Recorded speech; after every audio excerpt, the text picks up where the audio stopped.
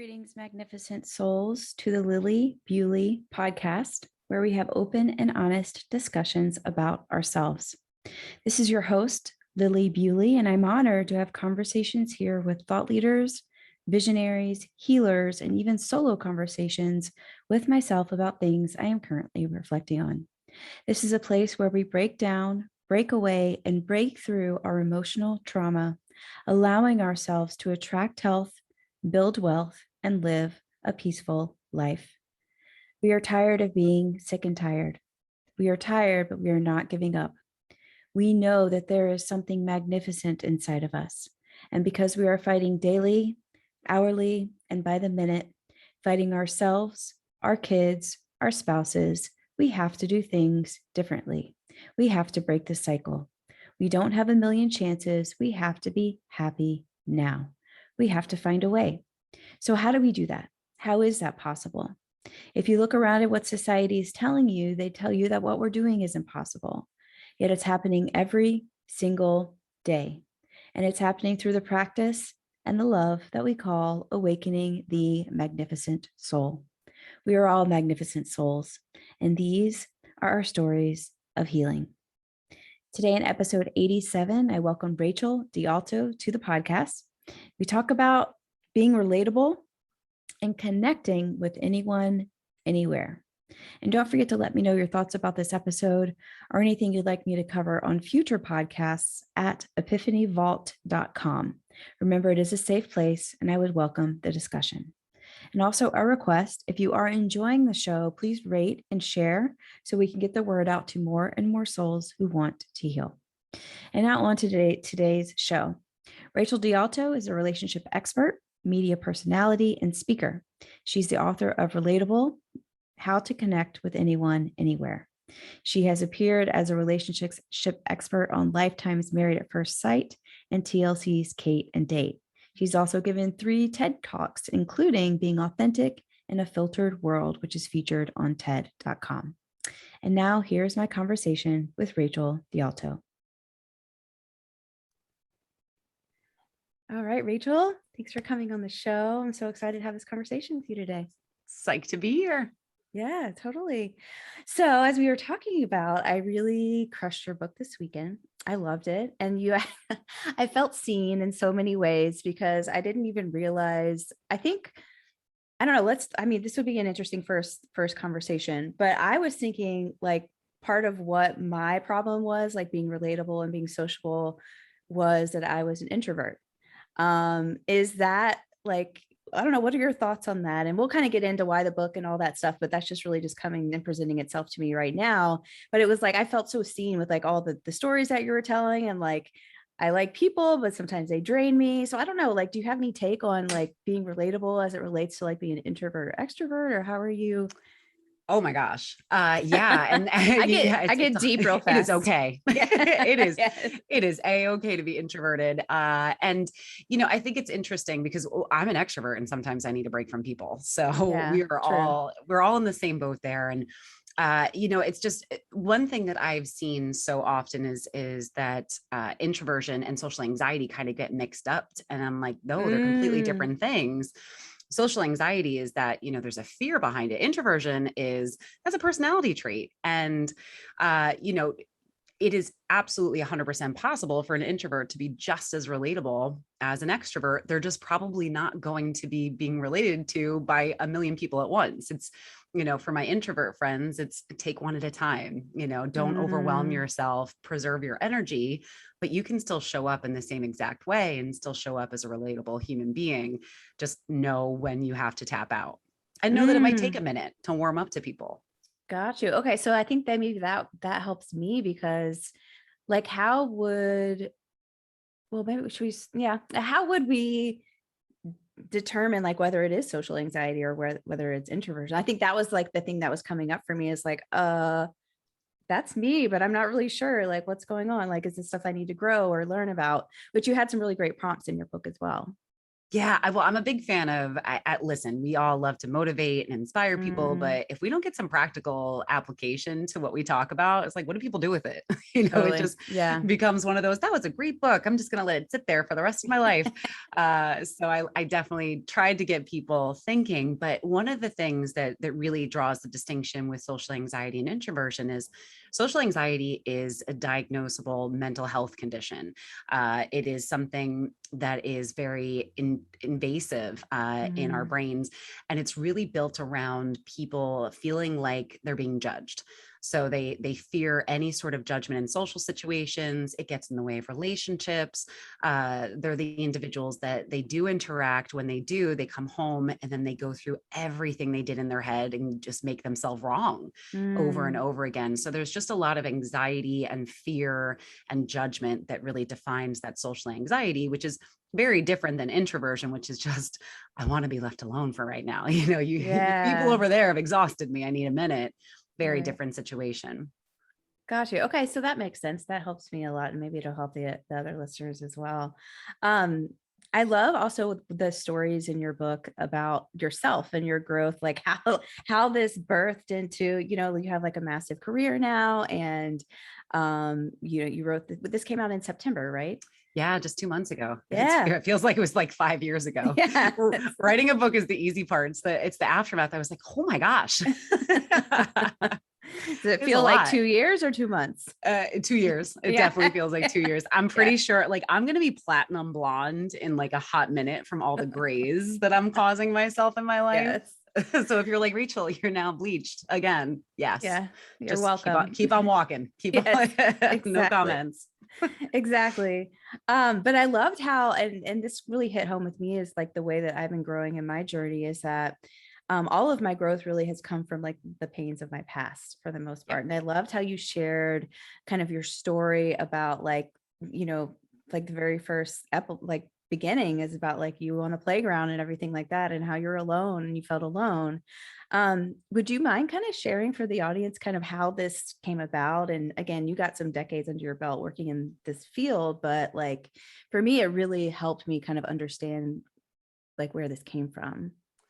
Yeah, I mean, I think it's just decades of self-reflection and Mm, awareness and growth, and then finally being at a point which probably happened a little under 10 years ago. I'm telling you, like mid mhm. 30s are like a really good place to be because I feel like you've learned enough, but also gotten to the point where like you stop giving a shit about other people and what they think, and you care about what you think. And so I really, my journey kind of started around 30, took about 5 years of really intense reflection and work Mhm. to get to where I got then. And right now I'm 42, and I'm like, now it's like, Yeah. like you get. I like that you gave me the permission to curse beforehand because it's like the Yeah. zero fuck stage, and but that there's a beauty in that because you can share what you experience without worrying about, oh my gosh, does this make me look bad? Like I don't care. Like I'm going to True. tell you that I was the fat kid in school that got made Mm, fun of. I'm going to mhm. tell you about my terrible first marriage. I'm going to tell you about the things that I experienced because there's such growth in it. And there's such just lessons that if somebody else can take what I learned and avoid those pitfalls, then cool, So Mm, it totally. definitely took Yeah. a minute. But it's a beautiful place to get to. Really happy to be here. Yeah. Yeah, and I think like, this book was really, it felt to me like you're in your zone, and I loved it. Um I love also how easy it is to say relatable, and everyone like, well, that's so relatable in my head. And it's like, and that's the name of the title of your book. Um, but so why relatability? Like what exactly is relatability? Yeah, so I think that relatability is like the hot older sister of likability. And so likability Mm, is I like people, like I like a lot of people. And, I think they're probably great humans, but relatable people are people that I actually want to invest energy into. So it's kind of that next level of, is this someone that I want to spend time with? Am I someone that people want to spend time with? Am I someone that people want to invest their energy into? So that's kind of where I distinguish the two. But it really is that ability to connect with people and the ability to be seen, but also see. mm, that's so beautiful. I love that. Thanks. And a lot of that has to do, like you talk about authenticity as well. And I talk about authenticity a ton here too. And I didn't even realize, I guess, for a while, like you're talking about, your growth, and very similar as far as my timeline as well. But I didn't even realize that I was being inauthentic in a lot of parts of my life. Yeah. And I think, I don't know, authenticity is it's just so freeing in a way, right? And I think that you're right. I think people are attracted to an authentic connection. I think Real. you said, there's a quote in your book that said, deep, authentic connections feed your soul. And that has been proven so much for me as I like started to heal and started to do that deep work too. But why do you think it's so difficult to be authentic? Because if people reject you, they're rejecting the real you. So there's a Oh, fear okay. around that. So when you show up as you, authenticity is vulnerable. It is exposed. It is, ripe for Mm, the offending, ripe for the rejecting. And there's definitely a protective mechanism when we're not even showing who we really are.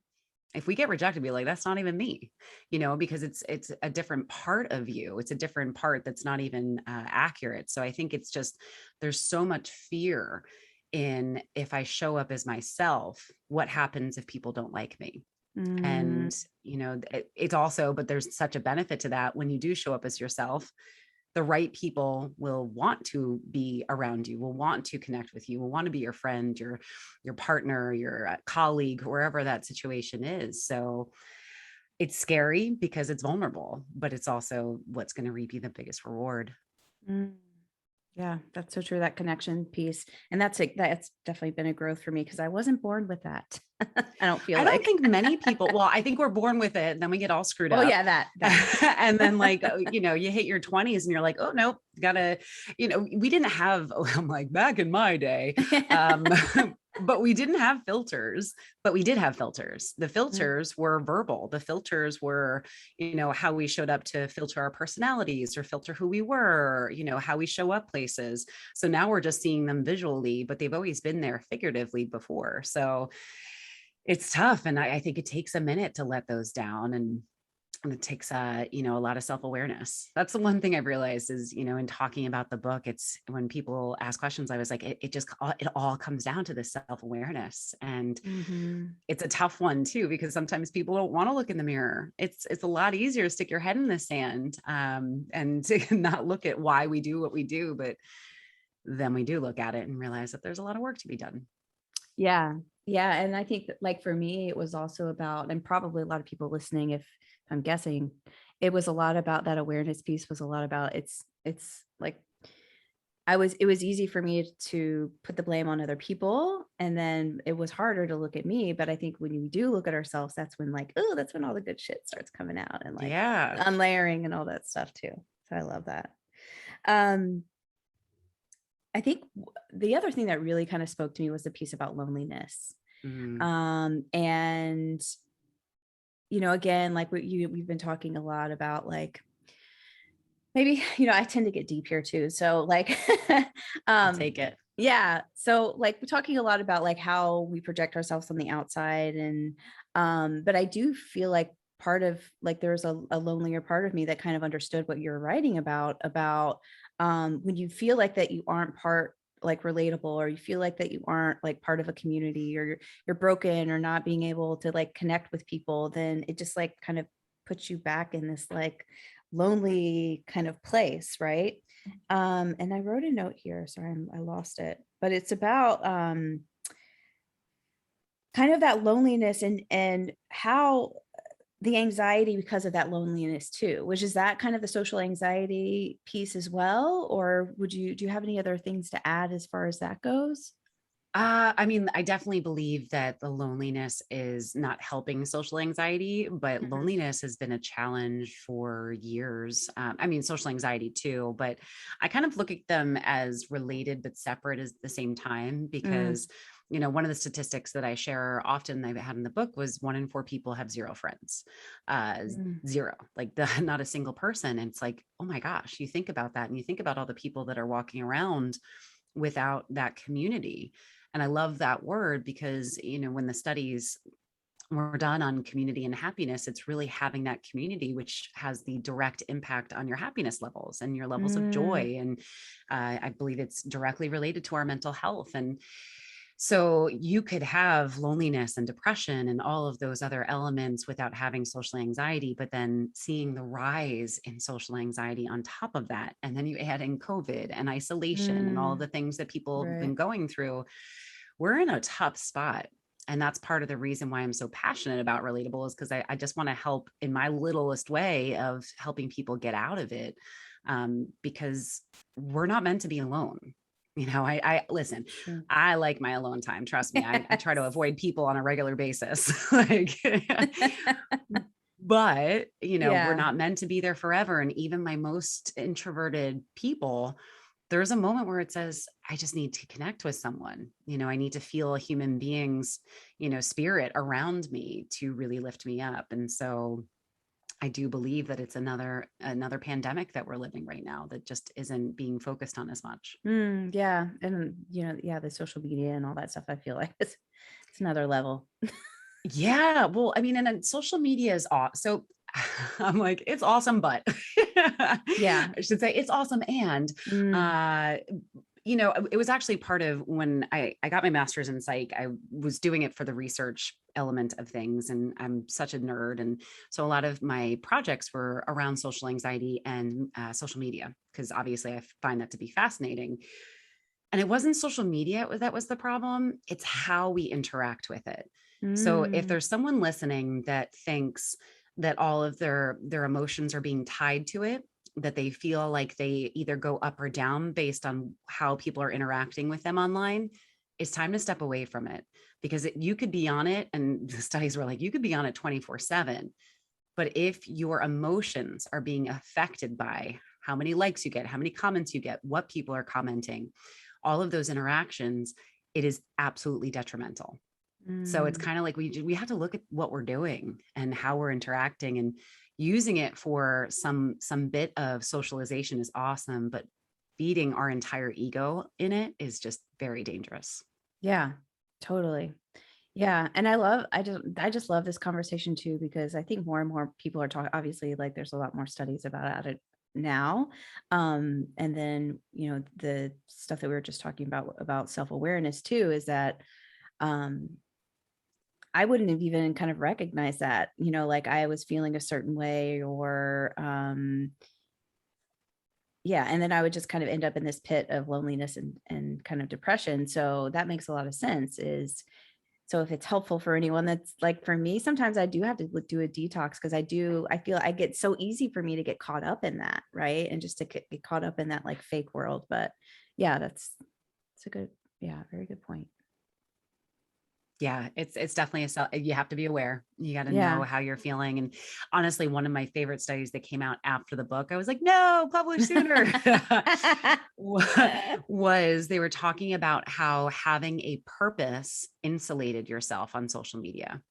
And I just thought that was the Mm, coolest thing in the world. I yeah. thought, because it's something I talk about. Part of my relatability trifecta, map is having that inspiration, that intention. And so Mhm. if you have a purpose, if you have something bigger than you, then you can become more insulated than being, someone who's just truly affected by social media. Yeah. Yeah, that's true. That's actually, yeah, very true for me too. So yeah, I appreciate that validation. Well, I mean, that was a great segue into the trifecta. Would you mind kind of sharing those beautiful steps and tips on Yeah, relatability? my kakai. Yeah, let's go. Yeah, I joke around because I was like, people get to get these fun acronyms of teachings like lead or spark, and I'm like, I Yeah. got kakai, but it's it's connect, communicate, inspire, and so it's really how I try to get people to focus. I think if you get too long-winded and have like these are the 10 things you do, Yeah. they might remember three of them. So we're going to just do three to begin with. And connection we were just talking about is that authentic part of us and really showing up as us, and communicate is to me just very energetic. It's not just our words, obviously they matter, but there's just so much more to communication. And the last one is that inspiration, because I think that we all have a then what within us, because we do all this, but then what? And so if we can Mm, identify that, we can become so much more relatable to other people. yeah, I love that. Yeah, we talked a lot about that connect piece. What about the communication piece? What are Yeah. some what are like some difficulties that you notice that people find with that, and how can they get better, or yeah. Yeah. And honestly, it's kind of funny because it ties into what we were just talking about on social media. It's really that distractibility that has happened in the last, especially the last couple decades with our phones. Although I was like, these are not phones, these are little computers. Mm-hmm. My mom is the only one who still has a phone. Um, but we just, our presence is just so much more important than anything. And yet we are constantly distracted. And I talk about this. I actually talk about it in my keynotes a lot because I used to be in advertising like a million years ago. And I remembered being taught in media buying that you have to touch people 3 times before they remember you, or, get some sort of rate of frequency for Mm-hmm. people to remember your product, your name, blah, blah, blah. Well, now it's 21. Like, what? I'm not that old. Wow. Yeah. But it's because of everything that's around us. So I think about it in terms of our presence is so much more difficult because we have to cut through everything. And it's just so essential for people to really make that a focus. And so I talk about, ways to do that and ways to make people feel important. But that's the biggest element of communicate is really finding that presence and making sure that you cut through those 21 those 21 Mm. touches. Mm. Do you mean presence like being available? Do you mean presence as in like what? I'm curious. Yeah, it's your energetic presence being Okay, invested in a conversation that you're having. got It's you. you showing up 100%. It's you making eye contact. I talk Mm. about curious listening, which I think is a big step up from active. It's taking away those distractions and prioritizing the people that are in front of you, because oftentimes, because of the way that our world has become, we're multitasking at all times. We could be having a conversation and thinking about whatever we have to do next. There's never that moment unless you create it to just be present. Yeah. I've learned a lot about that actually in my healing, is like my body language, especially like I've learned a lot from my animal, like my dog. And I don't have kids, so that's my learning right now. But um, just my body language, the way that if I'm conscious about the way that I'm presenting, if I'm talking to someone, or like you're saying, eye contact, or body language has been a huge one for me, because I didn't really realize like if I was turning away or if I had my arms, especially like in Zoom and COVID times, like if I had a big cup in front of me and I was trying to talk to a client, it kind of can feel energetically like that was blocking, or yeah, I get it. Yeah. It's so awesome. Yeah. And it's so true with like the Zooms, and it's interesting. So I wrote the proposal for Relatable before COVID existed. And then it took me until it started to submit it because I was just, on the road and busy. And so I submitted it and they asked me, they're like, well, can you integrate a lot of COVID related things into this? And I was like, why don't I just do a whole chapter? Because then when COVID's over, Mm, we could always just pull it out or just tweak it as needed. hmm But one of the things that I talked a lot about is kind of how we show up on Zooms. And it changed the way that I showed up too, because there's, two other things is oftentimes people aren't looking in the camera, they're staring off into somewhere else. And it really does change everything. But it's really important, if you can, to block yourself out, because we actually change the way that we talk, we change the way that we share. And this is studies that existed long before COVID found that when we could see ourselves, we started to censor, we started to judge, we judged ourselves more mm, harshly. We never really, we didn't go as deep as we would otherwise. So I think it's always important, if you can, get rid of you. Just I yeah. always have a post-it note nearby, just cover me up. I don't need to see me. I don't need to sit here staring at me, because we're going to seek ourselves out as opposed to really focusing on the other person. Oh, yeah, that's a great point actually. Yeah. Yeah, in the COVID time, yeah, that was a big thing for me when I first started um meeting people online is again, like the distractibility of people doing a bunch of different things, and it was very anxiety provoking Yeah, in seriously. me. It's just a different, yeah, different level with that too, right? Um, can we touch on that last the three tenets, the inspire piece? Yeah. Because I love, like, with where I am and like my purpose and my growth and my personal inspiration, that really is like a driving light and a driving force. And I've also done some research myself on finding purpose and trying to help people do that. And an interesting statistic that I found is, I think it's PubMed, but if you search find purpose, the cited articles on there have grown like exponentially from like 1970 to today. And so I Wow. feel like that is something that people are searching for right now. Yeah. Is inspiration for you about finding purpose, or can you talk a little bit more about that? Yeah, I think they're all very interconnected. And Yeah. for me, inspiration is really that inner light. What is it that Mm, will draw people in? Because you can really focus on connecting and communicating and all of those things, and you can make great connections and great relationships, but what keeps them with you? What really gets them to that next level, and what draws people in naturally? And I just found that people who have that purpose, who have that intentionality about their life, they shine a little different. And mm, so that's where I call it my then what, because we have yes. all of these goals, whether it's your bank account or your Instagram following, or whatever it is, you have this goal to reach, but then what? What's the real meaning behind that? Yes. Yes, yes, yes, yes. And I think for me, I didn't know that then what. Hmm. Because, like you're saying, like I was attached to things that weren't really about myself, but I thought it was going to make me feel a certain way about myself. And yeah, the then what was not even present. Yeah. Yeah. And I think the other thing too, and this is something I talk a lot about, is that your then what can change. This isn't Mm, something, and it doesn't have to be divinely inspired. You can create it. You can create what you want to focus on. You can create that intention, because once you set that, you're naturally more focused. Like, this is what I'm intending to do. And it could be for a day, it could be for a mm, week, it could be for the rest of your life. But I think sometimes when we talk about this, people get overwhelmed because they're like, wait, I have to find my entire life's purpose. And it's like, how about we just find your purpose for the week, and then we'll take yeah. the next step from there. So not trying to really make it bite sized, I think, is so important for people.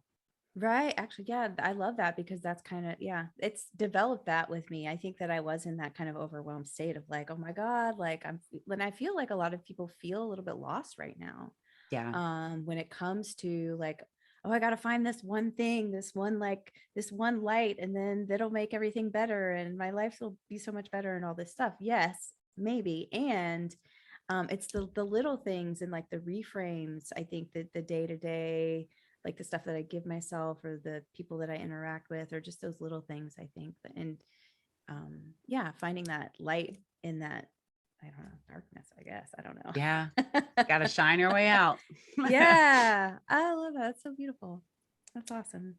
Um, one thing I loved also was this, and I'm like a very direct, tough, lovey kind of communicator. So what I also loved was this thing that you put in your book, which was like a decision. I think it was around like a decision that you're trying to make or something like that. It was like gotta go or gotta change. And the Yes. reason I think that hit with me is because here, like we were talking about before, I started with codependency. So there's boundary issues, which boundaries are something that I'm probably going to be something that's going to be growing for me for the rest of my life. And that's cool. Like I'm good, We're all in it. whatever. Yeah, exactly. And so, would you mind sharing that? Like it was really impactful for me the way that you talked about it. Yeah, because well, people ask me all the time. They're like, "How do I set boundaries with people that are in my life?" And Mhm. how do I protect myself from any sort of toxicity that's I can't get away from. And Mhm. that's why I talk about got to go and got to change in terms of situations or relationships or environments. So if you have something that you can remove from your life because you know that it is not good for you, maybe it's toxic, maybe it's stressful, maybe it's anxious, maybe it just doesn't serve you, whether it's a human or a situation, it's got to go. It's time to move on from it. There is no benefit here. And, I think that's just sometimes people don't want to cut that cord until they actually take a step back and realize, oh yeah, this is very detrimental to me. Right. The got to change is I'm stuck with these people. I hear a lot of people, well, just quit your job if you have a toxic boss. Well, guess what? People have mortgages and children and, responsibilities that sometimes they can't. And so I want to recognize that and say, okay, so if this is where you're stuck because it can't got to go it, you got to change it. And that's where the boundaries really need to be implemented. But boundaries implemented is very different than boundaries protected and consistently protected, because just like if, I go out and I decide I want to make Nike sneakers, I'm going to get a cease and desist because Nike protects its IP. Well, you need to protect your boundaries the same way that Nike's lawyers protect its swoosh. And so reinforcing that is so important. Yeah, that is a big problem, at least in this audience is that step of like, I'm okay setting boundaries, but then sticking to them is a little bit, especially with people around us, probably. Yeah. But the moment that you give that inch, it turns into a mile. It's such a cliche saying, but it's the truth. And, then you're back at the beginning again. So yeah. Yeah. Well, I'm wondering kind of, I kind of want to leave it open to you as we close up a little bit. And this has been such a great conversation. I just love connecting with people like you. It's always so inspiring for me and hopefully for the listeners as well. Is there anything like important, do you think that with your work that we missed? We had a lot of great talks about relatability, social anxiety, communicating, anything. No, I think we covered a lot, actually. I just looked we at the did. time. I was like, that was only a half hour. And I'm like, dang, we went through a lot. The one thing that I think is just so important for people to remember is anything feels overwhelming when you look at the entirety of it. And it's just so important to baby step. It's so important to take one step at a time. You don't have to, you don't have to read the whole book and like start doing every activity that ever existed. And just know that your pace is perfect. And so I think if people recognize that and gave themselves the grace to take it at their own pace. I was like, I'm not rhyming. But yeah, just take it at your own pace, baby step it, and you'll get there. Yeah. I love that you said that too, because that is something that I've seen a lot with my clients is that, and it's like this whole thing of there's just so much information out there. Like there's Instagram and books and just there's so much. That's actually a big problem I have right now with the self-help world. I'm going to get on my soapbox for a minute, but just, I feel like it shames people in a way because it's like there's a constant bombardment of like you're doing this wrong, or you doing this wrong, and blah blah blah. And yeah, I love that you said that too, and put a check on that, because you're not doing anything wrong. Like you are who you are, and yeah, if you want, there's growth and change available for sure for everyone.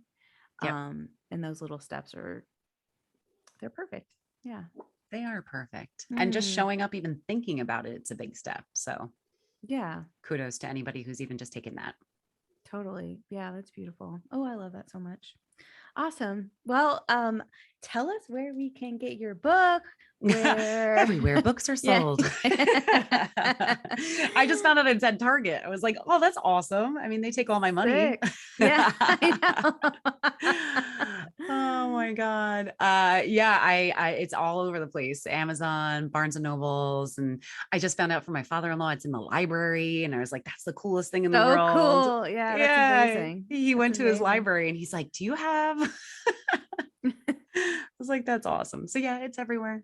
Wonderful. Well, that's awesome, Rachel. So y'all go get the book. She has some really great prompts in there too. Like I said, to help you with that self-awareness piece. It's super, super easy, very relatable. I gotta keep saying it. And then if the listeners want to come follow you on your journey, where do you mostly interact with the public?